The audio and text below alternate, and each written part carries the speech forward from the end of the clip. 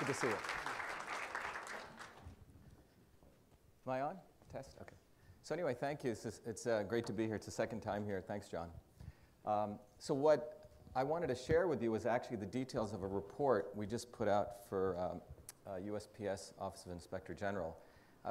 Last year, Dave Williams had asked us to do a series of workshops to look at potentially new ways to generate revenue for the Postal Service. So one of the reports we did was actually through the use of email. And this was the second in the series where we actually did a workshop. And we actually looked at an interesting area called international small business e-commerce. So I wanted to define what that is, and then I wanted to share with you some of the results of that report. Obviously, we're not going to go through the details. If people want a copy, I'll send it to you. So let's go to the next slide. Next.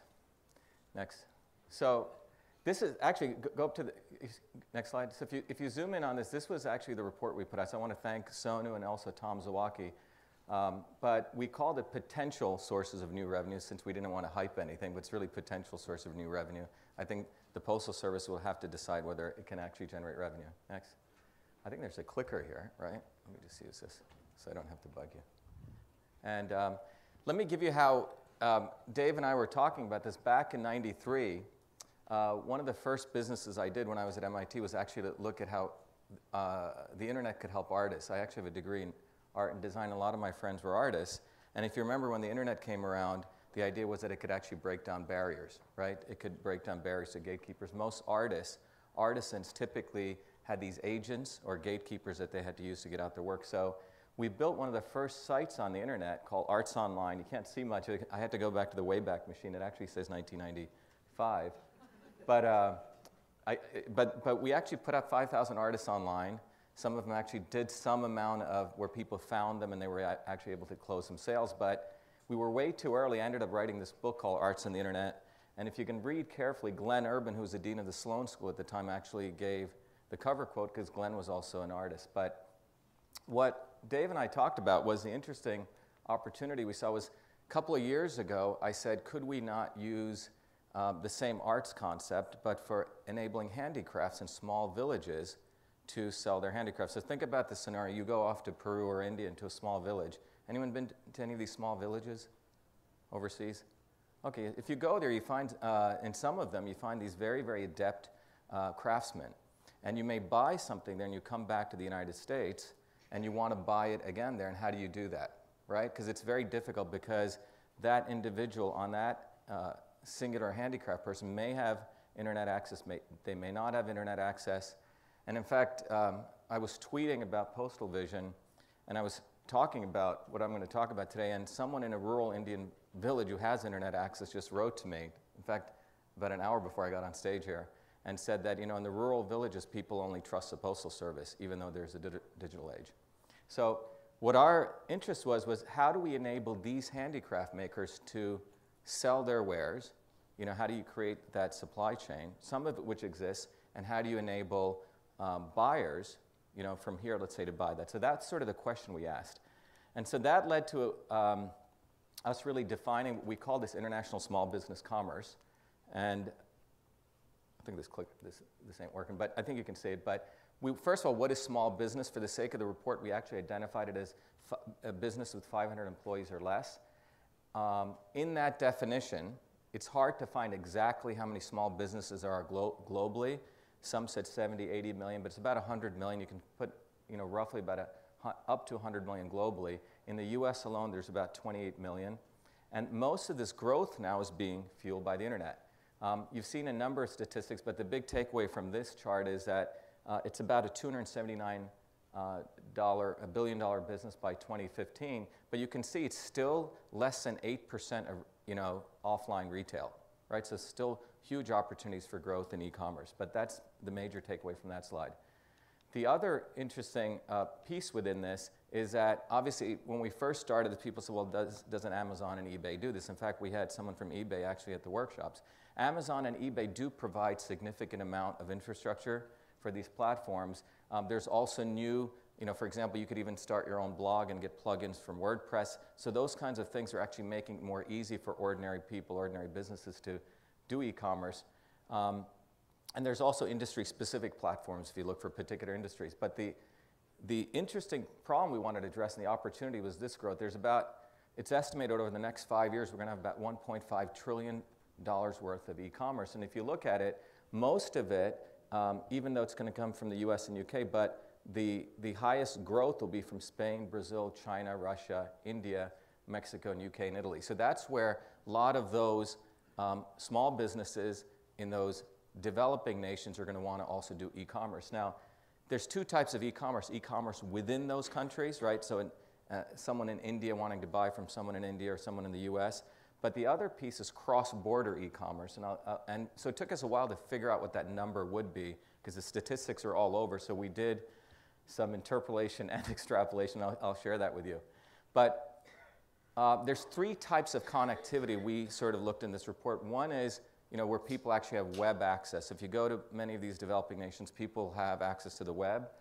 Anil Ambani, who owns Reliance, which is one of the big telcos, he estimates in 2 years there will be 300 to 400 million people potentially on the internet in India alone, but primarily they'll leapfrog to smartphones. So you have this huge number of people coming on the internet from that, separate from cell phones, which most people have. But the other part is most of these small businesses, still their interaction is with the Postal Service. So the other emerging piece that we can't forget is social commerce. I have a house in India. The security guard in India, who's a young kid, he actually has 300 Facebook friends, okay? So you have a young kid who comes from a very poor rural village, who works in the city, and he's also developed, Facebook friends. But when you look at this phenomenon of social commerce, it's gone through 3 phases. We went through the era of social relationships, right? Where we're just sort of building friends on Twitter, Facebook, et cetera. Then we went to the era of social functionality, then into social colonization and social context and social commerce.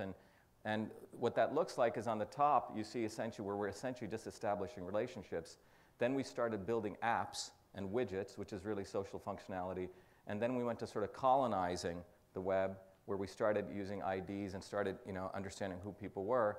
And then we started doing more context-based stuff with websites. And now we're in this area of social commerce. And that business also cannot be underestimated, where people are essentially using Facebook and Twitter essentially to drive business. In fact, Pinterest is one of the best ways to drive business commerce. And it turns out the typical way that people decide to buy someone from trust, it's nearly 80% is because someone else recommends it. So social commerce is going to be a very important vehicle for trusted communications, for trusted vendors, and that actually, or trusted commerce. And if you look at this, investors have put a ton of money into social commerce. All of these kinds of vendors have come up at all different strata, from supporting application systems, et cetera. So when we looked at this, we started also noticing some trends and peculiarities in international small business commerce. One of them is 20% of the commerce from our analysis will be cross-border. Okay, so that means someone from the US trading with someone in India, right? Not just US-based e-commerce. So that we thought was an interesting result of our work. The other piece was that itself will reach $280 billion in 2017. So that's a huge amount of e-commerce just in cross-border e-commerce. Now that's in addition to the chart that I showed you. So the numbers are pretty close, that's just very coincidental. So that's in addition to that $279 billion. The other two pieces, the peculiarities are that it's limited today because most of the commerce typically takes place cross-border across developed nations. So US, Canada, right? US, UK, Australia deals with, but it's very little still taking place across these developed nations. And one of the things, the assumption is because it's mainly English. So when we did this workshop, we actually started looking at what the gaps actually were, right? Where could the Postal Service actually participate? And some of them I think people have talked about, some of them may be repetitive, but I want to go through this in a little bit of detail, and then I'll share with you the 3 that we rated that we thought the Postal Service could actually participate in because of its existing infrastructure and what it has. But these were the major gaps, one being there's a lack of assurance in delivery time. So put yourself in this mindset. Let's say you're on a Indian handicraft website. You and your wife or your family visited some small village. You saw this guy selling some great goods. Now you're back in your suburban home in the United States and you're on the internet and you want to buy something, right? What's going to stop you from buying from that person, even though you may have seen them, right? So that's sort of the scenario you want to put yourself into. So, you know, one of the things is, you know, is this thing going to be delivered? That's the lack of assurance. Custom delays. You know, I bought something in India about 6 years ago. I still haven't been able to bring it here because every time friends of mine take it to the customs, you have to pay off someone. You have to go through this nonsense with the customs people.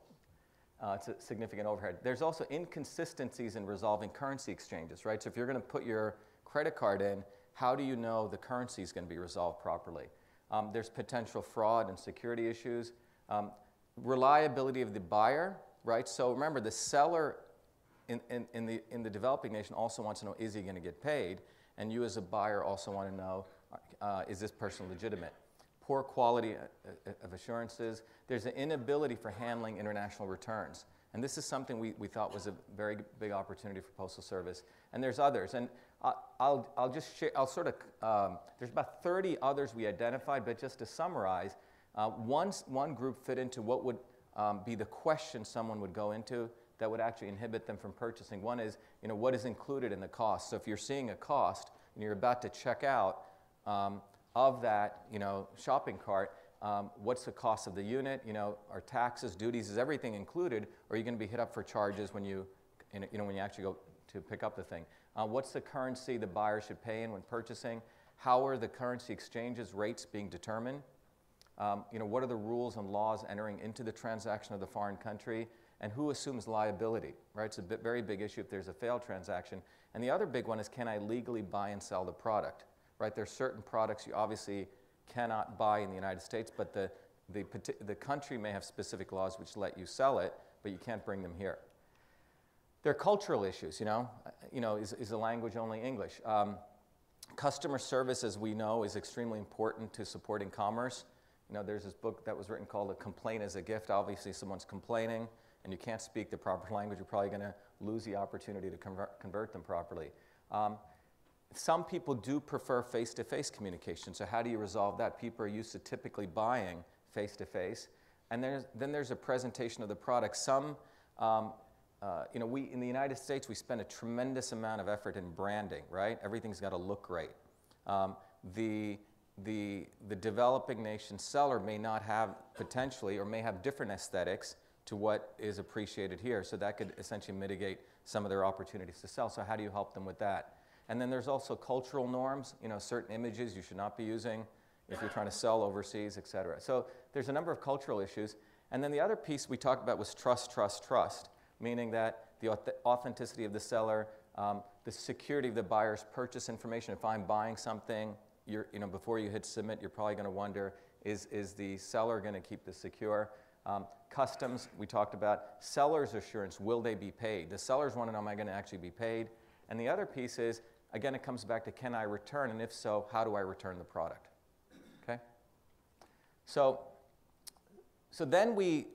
based on these gaps, you know, we did a pretty good working session. We tried to identify where could the USPS actually play, very tactically. And this was really based on what are the functional service capabilities the Postal Service is really good in, and where could it actually support international small business commerce. And in this, we actually sort of just listed them, so I want to just share that with you very quickly.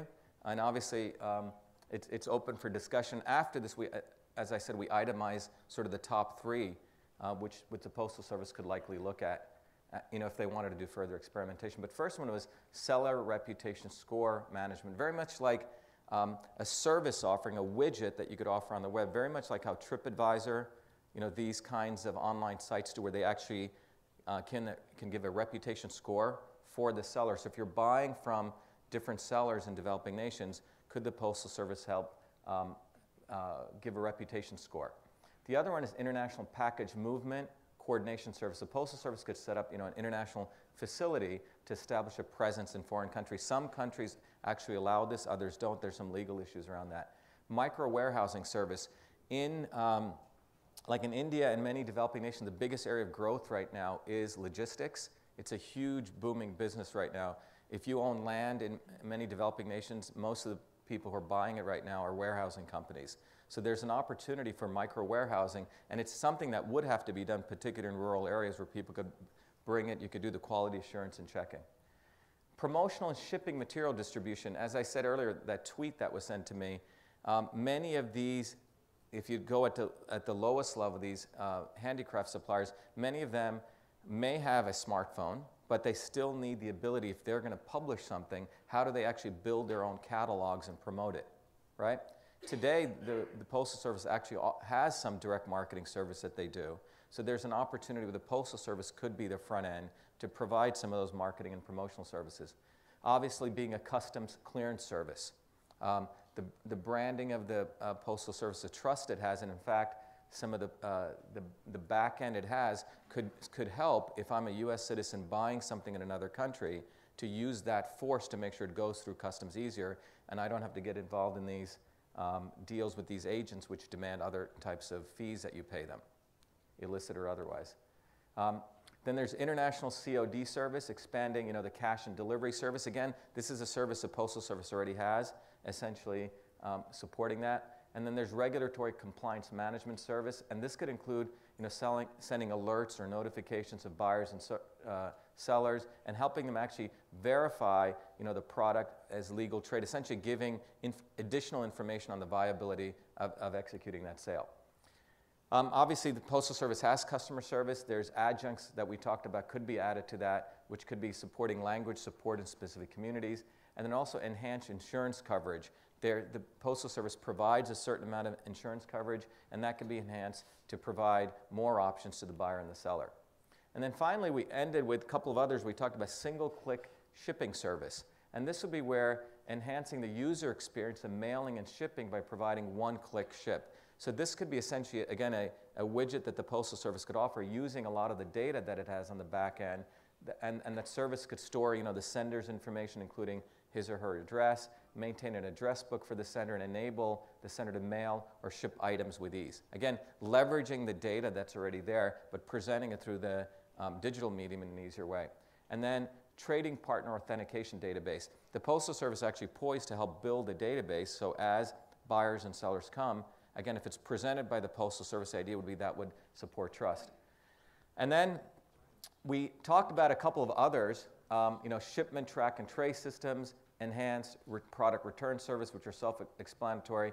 And then also, one of the key things that would really help commerce, and this was one of the ones that was selected, and I'll come back to that, is a calculator for fully landed costs. This is something that really can help enable commerce because, again, it gets back to addressing that gap. Is this price I'm going to pay be the fully landed cost? And that would take into account the seller's location, buyer's location, the type of product, etc. And then finally, we talked about simplified shipping options at reasonable prices. The Postal Service has actually built some very simple ways, if you're a provider, a seller, how you package things so you can make it very easy to ship. If you have to do multiple different kinds of packaging, that essentially makes the entire commerce process difficult because the pricing becomes difficult on the shipping line. Everyone follow what I'm saying?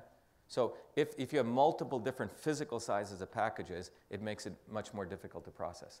So out of this, the net of it was, as we went through, there's about 15 there, these were the 3 that we decided if we were to go to the Postal Service and say, hey, these are potentially good ones. The first one was simplified shipping at reasonable prices. And the hypothesis here was, why this was selected, was the Postal Service could enable accelerated, more trusted international small business commerce by providing simplified shipping at reasonable prices, e.g., flat rate per package and volume discounts. So essentially, you come up with a product for those international sellers. The second one was a fully loaded cost or fully landed cost calculator for shipping at reasonable prices, which I just explained. And the third one was authentication of trading partners. So just to review, the first one was this one, simplified shipping. The second one was a cost calculator. This would be up on the web. And by the way, if the Postal Service developed this, it would be something that could be used on many other sites, not just on, essentially a plug-in that could be dropped in. And then the third one was authentication of trading partners. So in the interest of time, the net of our summary was, if you look at the cross-border market, it's about a $280 billion market. And our view is there's a number of opportunities. Some of them may seem very tactical. They're not really that sexy, but the Postal Service could take advantage of those to generate new revenue. That's it. Thank you, Shiva. Yeah. That was terrific. And I do see one question from Dr. Del Polito, and we'll allow just one because of who he is. And then we have to break. Have served on the board of directors of something called the International Mailers Advisory Group. I have several questions I'd like to ask you. First of all, has the paper been presented to the Postal Service yet? It's been given to the OIG. I don't know if it has been presented to the Postal Service yet. Okay. I can't tell you. This is the most exciting stuff I've heard about international in my many years of being involved with the international arena. And you've given them a boatload of ideas. I wish you the best of luck in the world trying to convince them to get off their duffs to do any of it. But you clearly have pointed a way, and you have identified needs that most definitely need to be addressed by them. And if you go to the Postal Service and you find out that the Postal Service does their usual dance and they give the shuck and jive of trying to push it to the side, go to the Commerce Department and explain to the Commerce Department how they have an agency in their own entity, the government, that can help facilitate the interaction of international commerce. This was a very, very well done study. Thank you, Gene. Thank you, Gene. And thank you for waking us all up for our break, as expected. But you respond to that. Yeah, so Gene, by the way, thank you. Much appreciated. One of the things we did was when we presented this to the Postal Service, because being an entrepreneur, it's not just about writing reports. You know, when we engaged the OIG, I said, look, I don't just want to write reports, I actually want to help do something, right? So at the ending of the last report on this one, we ended up proposing actually little mini research prototypes. You know, there's some legalities on whether you can actually go build a product, but we said, why don't you do this? This is how you do it. Here's a method, and here's the ways to measure it. So we, yeah. When you tell me that you went and you talked to the OIG, what you need to understand is they are a separate, rational animal inside this thing we call the Postal Service. I want to see you work the same miracle by going to the actual people who are responsible for running the international postal arena and getting them to even understand whatever the hell it is you're talking about. Okay, he didn't need a mic for that. Will do.